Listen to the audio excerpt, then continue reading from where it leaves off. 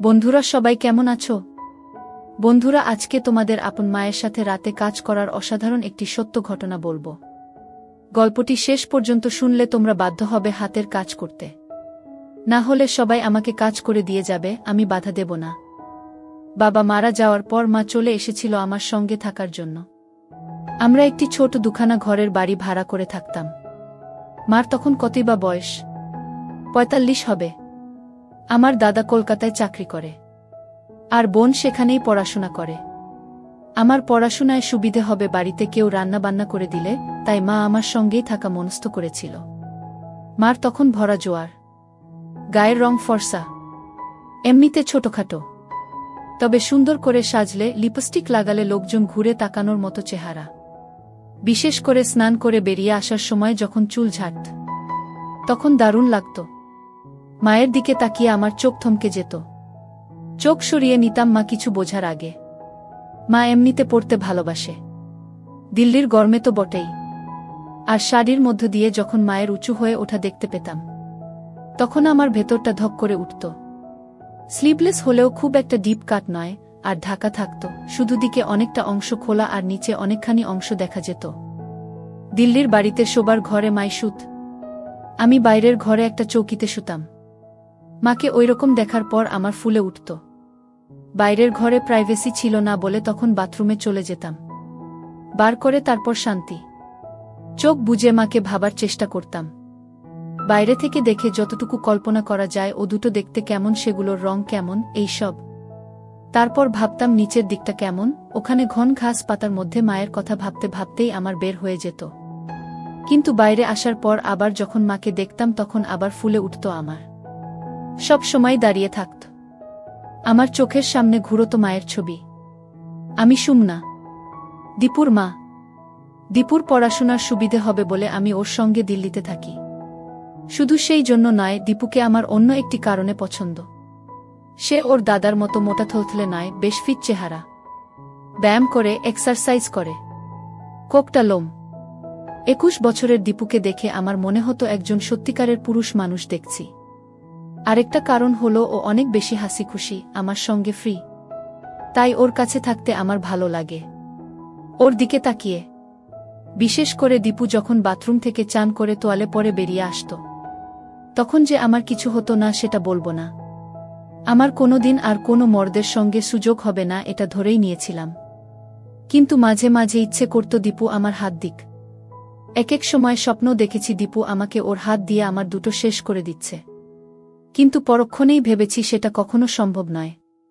তবে নিজের লুকিয়ে রাখার চেষ্টাও করিনি, তাই বলে সালোয়ার কামিজের বদলে শাড়ি পরতাম। সালোয়ার কামিজে একটা সুবিধে হলো ওড়না না পড়লেও হয় বাড়িতে, আর তখন বাহার দেখানো যায়।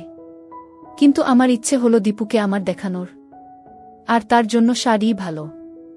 নানা ডিজাইনের অজুহাতে অনেক অংশ দেখানো যায়, বিশেষ করে কাছের জায়গাটা যে অনেকটা বড় সেটা আমি জানি। সেগুলো দীপুর চোখের সামনে তুলে ধরার জন্য শাড়ি বেস্ট। আমার মনে হতো মার দরকার, এখনই তো মার পূর্ণ পাওয়ার বয়স। আর মনে হতো আমি মাকে সেই দিতে পারি যা পেলে মাও খুশি হবে, কিন্তু যেটার কোনো সম্ভাবনা নেই জানতাম। একটাই সম্ভাবনা ছিল যে যদি মার মনেও একটু উসখুস থাকে, তাহলে একটু সাহস করে কিছু করলে হয়তো সাড়া দিতে পারে। এই কথা ভাবার পর আমার দিনরাতের ধ্যানগান হয়ে পড়ল কিভাবে মাকে তোলা যায়। কি টোপ গিলতে পারে মা? মাকে দেখে মনে হতো মারও নিশ্চয়ই মন আনচান করছে, কিন্তু কিছু বলতে পারছে না। আমি প্রায় ভিডিও দেখি, গল্প পড়ি, সেখানে মার সঙ্গে ছেলের সম্পর্ক নিয়ে অনেক কথা থাকে। ছবি ভিডিও তো আছেই, কিন্তু কি করে ওই অবস্থায় পৌঁছাবো সেটার কুল কিনারা পাচ্ছিলাম না। একবার মনে হলো রাত্রিরে মা শোবার ঘর থেকে রান্নাঘরে যায় জল আনতে বা পরের দিনের রান্নার জিনিস গোছাতে। আমি ভাবলাম ওই সময়ে যদি আমি বাইরের ঘরে শুয়ে হয়ে শুরু করি তাহলে কি হবে, কিন্তু অনেকবার ভেবে ওটা বাতিল করলাম। মা যদি উল্টো রেগে যায়, আমি যে স্বপ্নে বিভোর হয়ে থাকতাম সেটা হলো মা আমার সামনে নিজেকে ধরছে আর চাইছে আমি মার সঙ্গে। কল্পনা করতাম মা আমার সামনে একদিন রাতে এসে দাঁড়াবে, বিয়ের সাজের বুয়ের মতো, তার একটা একটা করে আমাকে দেখতে দেবে, যেন মা নিজেকে প্রেজেন্ট করছে, সবাই যেমন করে ক্লায়েন্টের সামনে। কিন্তু আমাদের সম্পর্ক ঠিক বাবু আর ওদের মতো হবে না। হবে প্রেমের, ভালোবাসার। মার মুখে চোখে লজ্জা থাকবে, প্রেম নিবেদনার গরম ভয় শরম সবকিছু মেশানো থাকবে। আর তারপর মা দেখাবে, টেনে ধরে দেখিয়ে দেবে। আমার স্বপ্নে আমি তখন উঠে মার হাত ধরে আমার উপর রাখব। এই সব ভাবি আর দীর্ঘশ্বাস ফেলি। প্রশ্নটা হলো কিভাবে মাকে দেখাব? কোনো অজুহাতে? একবার দেখলেই আন্দাজ করতে পারব মার মনে কোনো সুপ্ত ইচ্ছে আছে কিনা। একবার ভাবলাম আমি যদি কোনো ভাবে মাকে ভিডিও দেখাতে পারি, ছবি বা ভিডিও, তাহলে হয়তো ওইদিকে মন যাবে ভাববে। কিন্তু সেটারই বা সুযোগ কোথায়? তখন ভাবলাম আরেকটু সাধারণ ব্যাপার থেকে শুরু করা যাক। একেবারে ভিডিওতে না গিয়ে যদি গোছের কিছু দেখাই, তাহলে মা কিছু টের পাবে না। আর আজকাল তো সেগুলোর কোনো অভাব নেই। প্রথমে একটু দাম দিয়ে হলেও ফ্যাশন ম্যাগাজিন রাখতে শুরু করলাম, যাতে কম মহিলার ছবি দেখে মায়ের মনে সুপ্ত বাসনা জেগে ওঠে। বিভিন্ন ডিজাইনের পাতাগুলো যে মা দেখছে সেটা লক্ষ্য করেছিলাম। একদিন সেরকম একটি ছবির দিকে তাকিয়ে থাকার সময় আমি বললাম, এই রকম একটা বানিয়ে নাও না তুমি। কথাটা শুনে অবাক হয়ে তাকিয়েছিল মা। এই প্রথম আমার মুখে কথা শুনে। আমি বললাম, তোমাকে ভালো দেখাবে। ছবিটা কাছে টেনে নিয়ে দেখলাম ছবি, কিন্তু অংশটা বেশ কিছু কাটা, আর দিকটাও লোকাট। আমি বললাম, তোমার পড়তে ইচ্ছে করছে। দীপু ওই ম্যাগাজিনগুলো আনতে শুরু করায় আমি খুব খুশি হয়েছিলাম। হয়তো দীপুও আমার দেখতে চায়, কাছে আসতে চায়, একটা অজুহাত খুঁজছে এমন মনে হয়েছিল। আমি দীপুর সামনে বসেই পাতাগুলো ওল্টাতাম যাতে ওর নজরে পড়ে। এই ছবিটা আমি অনেকক্ষণ ধরে দেখছিলাম, তাই সে কাছে এসে বলেছিল, এরকম পড়তে চাই কি না। দীপুর কথা শুনে মনে হয়েছিল দীপুকে আমার দিকে টানার চেষ্টা করব, ওকে তুলব। মা ছেলের মধ্যে সম্পর্কের সংস্কারটা একটা দূরত্ব আনবে ঠিকই, কিন্তু যদি ঠিক ঠিক কাজ করে যাই, তাহলে হয়তো সে আমাকে মা নয়, একজন মহিলা হিসেবে ভাবতে পারে। মহিলাও না, আমি সেই মুহূর্তে চাইছিলাম দীপু আমাকে একজন নষ্ট মেয়ে ভাবুক, যাতে তার মনে কথা জড়ো হয়।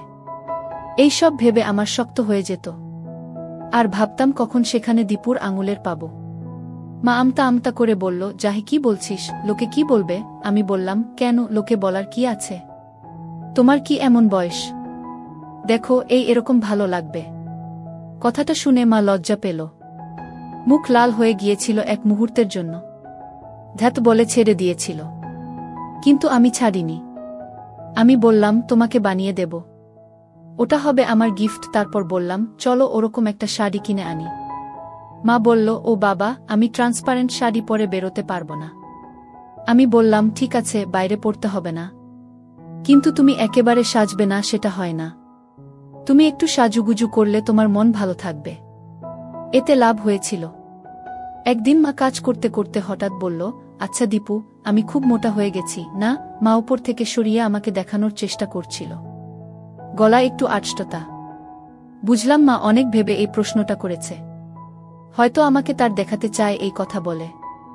কারণ তখন নিচে উদ্ধত দেখা যাচ্ছিল, একটা পরিষ্কার দেখা যাচ্ছিল। আমি বললাম, না মানে কেন বলো তো? না রে, কেমন একটা থলথলে হয়ে গেছি। ম্যাগাজিনের মডেলের ছবি দেখে তোমার এই কথা মনে হচ্ছে? মা মাথা নেড়ে সায় দিল। কি করি বলতো? কি আবার? এক্সারসাইজ করো, ওটা তো জমেছে, চলে যাবে। কি এক্সারসাইজ করব বলতো?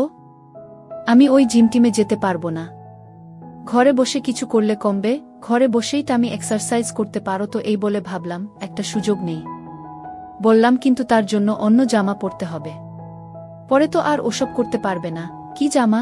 আমি সাহস করে বললাম, তাহলে পায়ে শাড়ি জড়িয়ে যাবে না? কথাটা উচ্চারণ করার সময় আমার রক্ত গরম হয়ে উঠেছিল। আমার হাত রেখে মার দুটো দেখানোর ভঙ্গিতে বললাম, এগুলো শক্ত করে আটকে রাখতে হবে তো। মার বোধহয় কথা মনে ধরেছিল, কাছে এসে বলল, কোথায় কিনি বলতো? আমি বললাম, এগুলো তো অনলাইনেই পাওয়া যায়, এখান থেকেই অর্ডার করে দিচ্ছি। বলে ল্যাপটপটা কাছে আনলাম, পাশে বসার ইঙ্গিত করে বললাম, এখুনি করে দিচ্ছি। মা যেন লজ্জা পেল একটু, বলল, না না, আমি নিজে কিনে নেব। কিন্তু কোন দোকানে পাবো রে? দূর, কোথায় খুঁজতে যাবে? সব দোকানে পাবেও না, এখুনি হয়ে যাবে, এসো। শুনে মা কাছে এসে বসল। আমি অনলাইন স্টোরসের সাইট খুলে সার্চ করলাম। মডেলদের ছবি ফুটে উঠল, নানান ভঙ্গিতে পোজ করা। যেন খুব সাধারণ কথা বলছি সেই ভঙ্গিতে বললাম। মা একটু থতমত খেয়ে গেল এই ডিরেক্ট প্রশ্নে। তারপর আমার দিকে না তাকিয়ে বলল। আমি সুযোগ বুঝে একবার মার দিকে তাকিয়ে নিলাম। কোনো দরকার ছিল না, তবু মাকে বোঝাবার জন্য যে আমি মার দেখতে চাই। মা টের পেয়ে গুছিয়ে বসল, কিন্তু ঠিক পরের মুহূর্তেই মা হাত তুলে চুলে দিতে লাগল, আর আমি মার সব পরিষ্কার দেখতে পেলাম। তখন আমার গরম হয়ে গিয়েছিল। মা যে ভঙ্গি করছে সেটা স্পষ্ট বুঝতে পেরেছিলাম। মনে মনে ভাবলাম, দাদাও দেখাচ্ছি তোমায়, এই প্রথম মাকে প্রেমিকার রূপে ভাবলাম, তোমার ব্যবস্থা করছি আমি। আমি এবার আর চোখ সরিয়ে নিলাম না। যতক্ষণ পারি নির্লজ্জের মতো মার দেখলাম। একবার মার সঙ্গে দৃষ্টি বিনিময় হল, দেখলাম মা তখনও চুল ঠিক করার ভান করে মেলে ধরেছে আমার সামনে। আমি ইচ্ছে করেই ছেনালিপনা করেছিলাম। আমি চেয়েছিলাম দীপু ভালো করে দেখুক, আর জানুক যে আমি সেটা উপভোগ করছি। আমি চাই দীপু বুঝে নিক যে আমার দিকে তার চাহনি আমার ভালো লাগে। দীপু যখন আমার দিকে হা করে তাকিয়েছিল, আমি আর চোখে দীপুর দিকে তাকিয়েছিলাম। দেখেছিলাম সেখানে একটা বলিষ্ঠ রয়েছে। সেটা দেখতে পেয়ে আমি আমার হাত আরও কিছুক্ষণ উপরে রেখেছিলাম। আমি তাকিয়ে আছি দেখে মা হেসে জিজ্ঞেস করল, কি বিশ্বাস হচ্ছে না? অত দেখতে হবে না। আমার মুখে কথা সরছিল না। বললাম, তোমার যা সুন্দর লাগছে না, একই কথা বলে যাচ্ছে শুধু। কোথায় আমার আরেকটু ভালো হবে সেটা না, একটু চাইছি এক্সারসাইজ করার কথা। আর ছেলে শুধু ভালো বলেই যাচ্ছে। ওরকম কথায় ভালো না বেশে, সত্যি সত্যি একটু সাজেশন দে তো দেখি। তারপর বলল, আচ্ছা শুনেছি নাকি নাচ প্র্যাকটিস করলে কমে? সবাই বলে বেলি ড্যান্সিংয়ের কথা, কমে যায় নাকি? আর নাচটাও শেখা হলো? কি বলিস তুই? আমি জানতাম দীপু লুকিয়ে লুকিয়ে ড্যান্সিংয়ের ভিডিও ক্লিপ দেখে, তাই এই কথা তুলেছিলাম। ড্যান্সিং শিখলে আমার দুটো লাভ ভালো হবে, আর দীপুকে দুলুনির নাচ দেখিয়ে আমার দিকে আকৃষ্ট করব। কোনো মেয়ে যদি নিয়ে কম কাপড় পরে ড্যান্সিং করে দেখায়, তাহলে যে কোনো পুরুষ ঘায়েল হতে বাধ্য। এর মতো নাচ পৃথিবীতে নেই, আর এতে কম পড়ার হাজার অবকাশ আছে, অজুহাত আছে। এমনকি আমি তো কল্পনাও করেছি এক সময় ড্যান্সিং এর নাচ দেখাতে দেখাতে দীপুর সামনে একটা একটা করে করে দেখাবো, একসেট হয়ে নাচব। তখন কি আর আমাকে ছাড়া ওর আর কোনো গতান্তর থাকবে? আমি তো মনে মনে কস্টিউমগুলোও ভেবে রেখেছি। পায়ের দিকটা স্লিট করা থাকবে যাতে দেখা যায়, আর দিকটা যত হয় তত ভালো। আমার কত দিনের ইচ্ছে একের পর এক দীপুর সামনে নিজেকে দিই। কেমন মনে হয় এটা হলেই আমি ধন্য হব। আমার তখন শুধু একটা ধ্যানগান, কিভাবে দীপুর সামনে হব, আর দীপু আমাকে ইচ্ছে মতো ওর শক্তসমর্থ কাছে আত্মসমর্পণ করাটাই আমার হয়ে দাঁড়িয়েছিল তখন।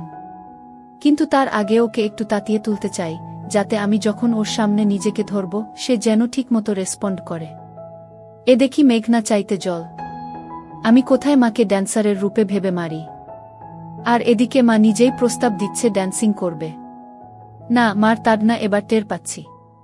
কিন্তু আমিও এত সহজে কাবু হব না। ব্যাপারটাকে আরও এগিয়ে নিয়ে যাওয়া যায় কি না দেখা যাক, আমি ভাবলাম। বললাম, এটা তো খুব ভালো আইডিয়া।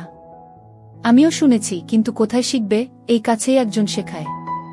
আমি কথা বলেছি, আমার একটা কিছু শেখা হবে, এক্সারসাইজও হবে। কিন্তু এত ভাবছ কেন?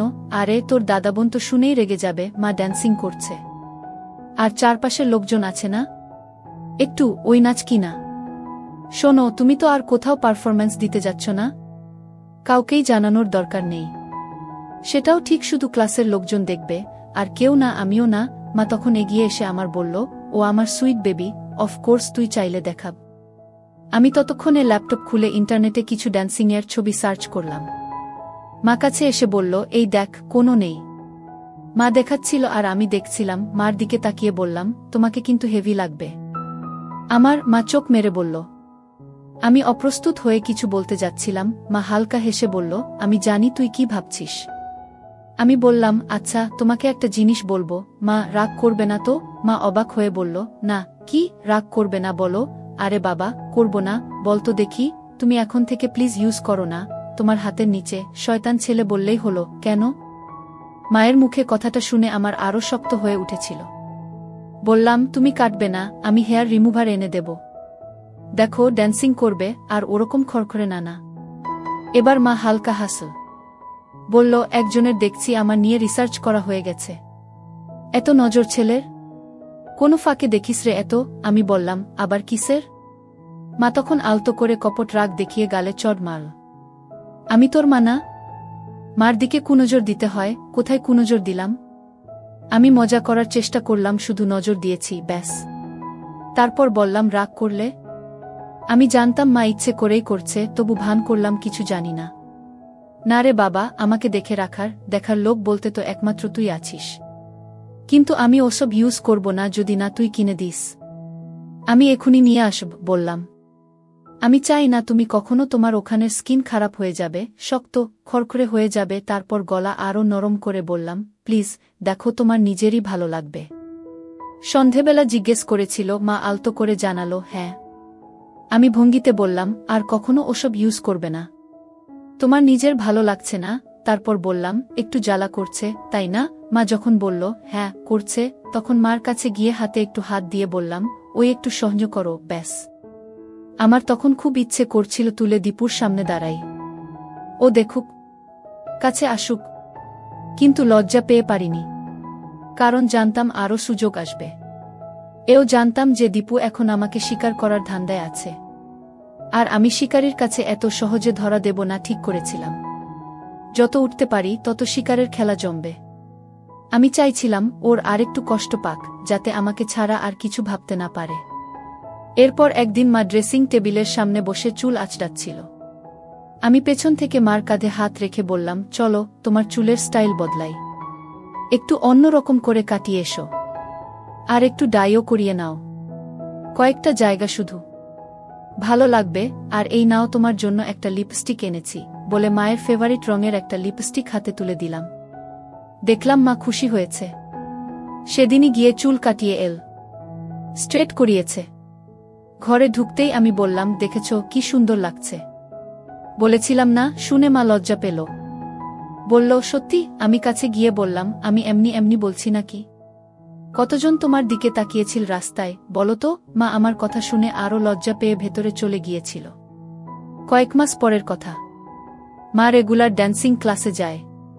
একদিন বলল, আমি একটা হিন্দি গানের সঙ্গে নাচ শিখেছি, ঠিক ড্যান্সিং না, তবে ওই রকম, তোকে দেখাবো।